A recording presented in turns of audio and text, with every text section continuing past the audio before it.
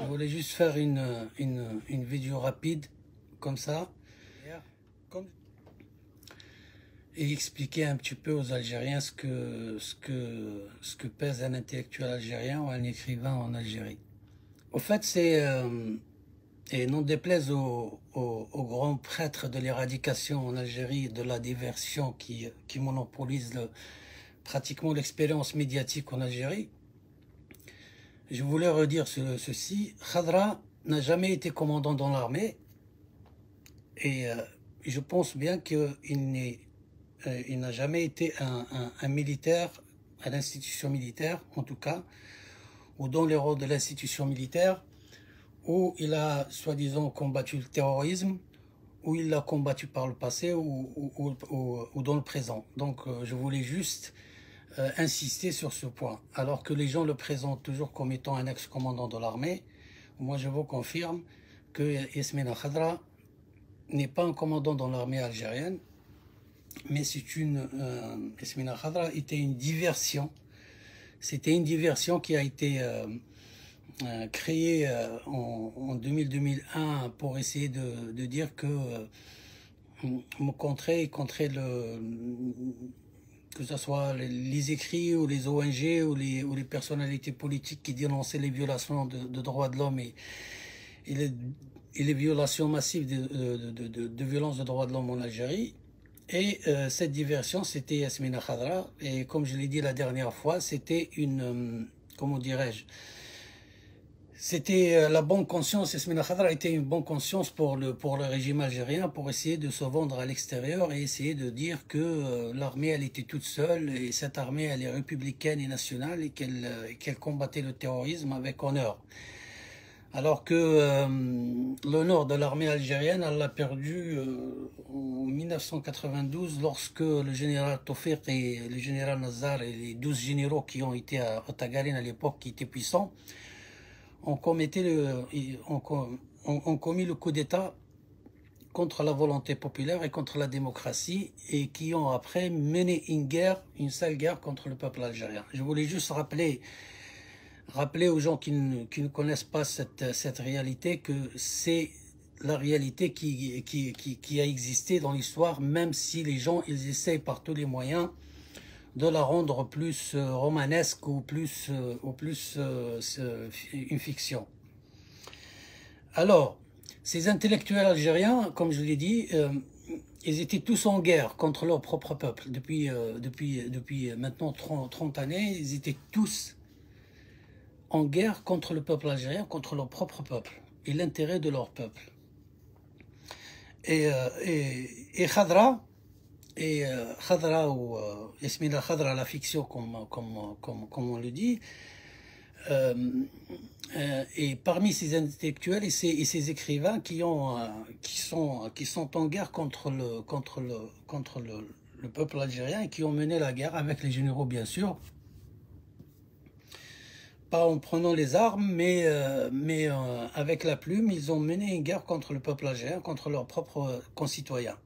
Et je voulais dire ici que aucun peuple au monde, c'est-à-dire aucun peuple au monde ne supporterait d'être agressé au plus profond de son être par ses propres intellectuels et ses propres journalistes. Et c'est ce qui s'est passé en Algérie pendant la décennie noire.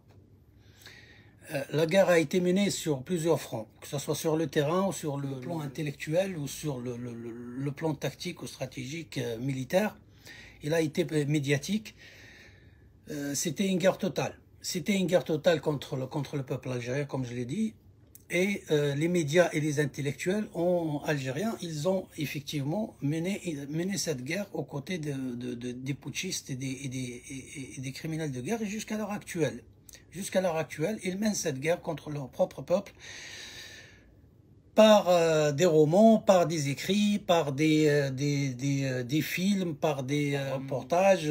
Tous les moyens sont nécessaires et sont utilisés par ces éradicateurs et ces intellectuels. Et on a laissé de côté la réalité historique de ce qui s'est passé pendant toutes ces années noires en Algérie. Donc, quelqu'un m'a dit tout à l'heure, m'a dit Habib, il faut être un peu sérieux.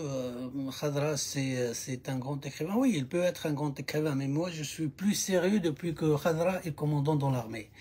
Et depuis que ces intellectuels, ces fausses intellectuels et ces faux romanciers, ces faux journalistes nous disent, par exemple, quand tu entends par exemple un journaliste sur une radio algérienne dire, par exemple, nous étions dans le front avec l'armée à l'intérieur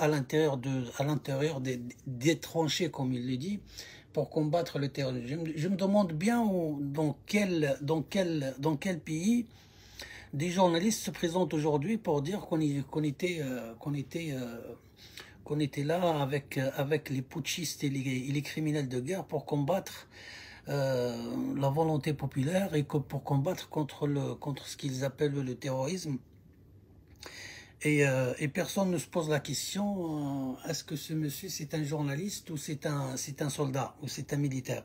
De toute façon, en Algérie, quand on voit défiler les paras comme on l'a fait là, récemment, il y a les youyou. Alors les youyou pour les parachutistes, alors qu'on connaît ce corps, ce corps où moi-même j'ai appartenu à ce corps, et vous avez tous vu sur les réseaux sociaux les parachutistes qui coupaient les têtes des citoyens dans les tchors et dans les montagnes où on coupe les têtes des innocents ou des gens qui même s'ils étaient combattants, on pratique pas ce genre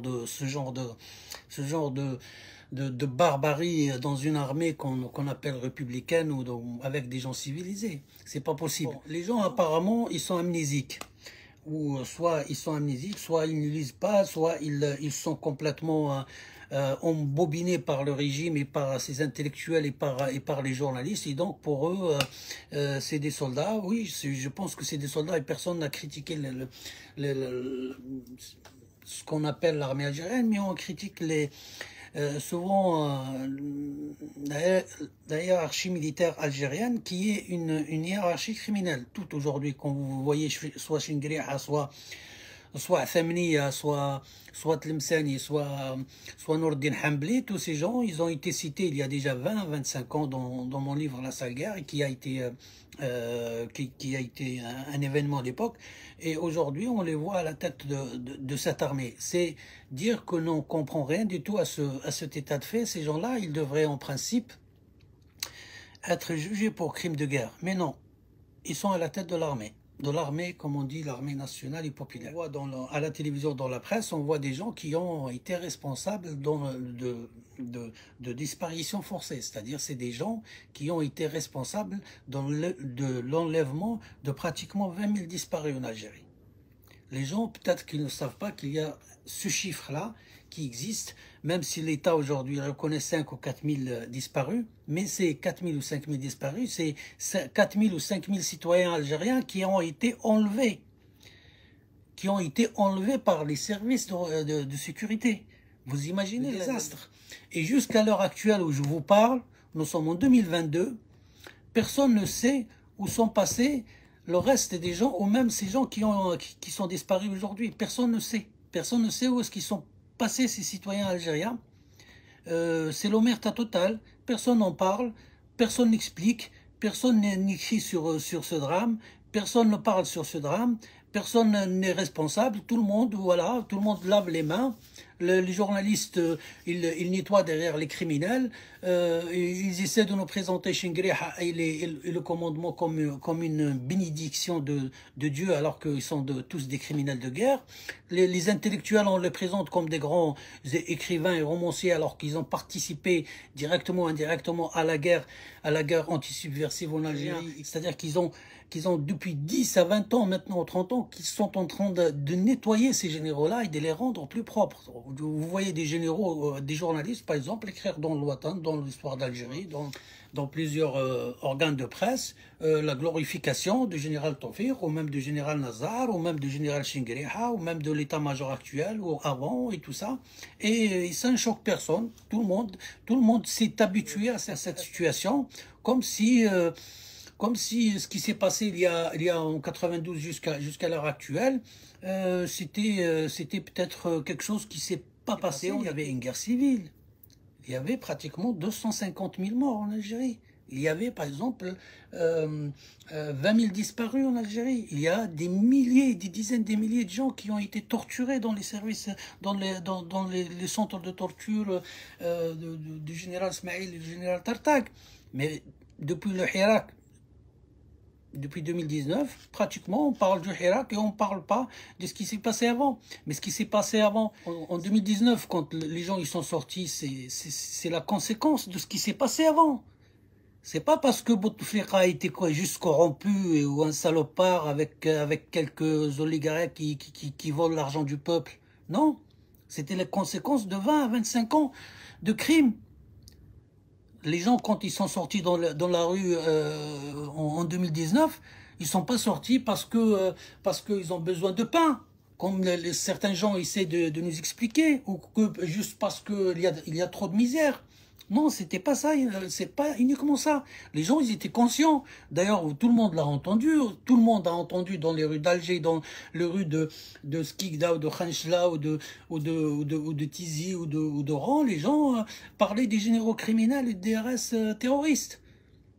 Ces gens-là, cette phrase-là ou cette expression-là, elle a une histoire. L'histoire, c'est quoi son histoire? C'est que depuis 92-91, les gens meurent. Les gens mouraient dans l'indifférence totale. Dans l'indifférence totale. Et tout le monde savait. Tout le monde, presque tout le monde. Mais les gens ne parlaient pas parce que c'était interdit. Bouteflika, c'était la conséquence. Qui a ramené Bouteflika au pouvoir? C'est les généraux.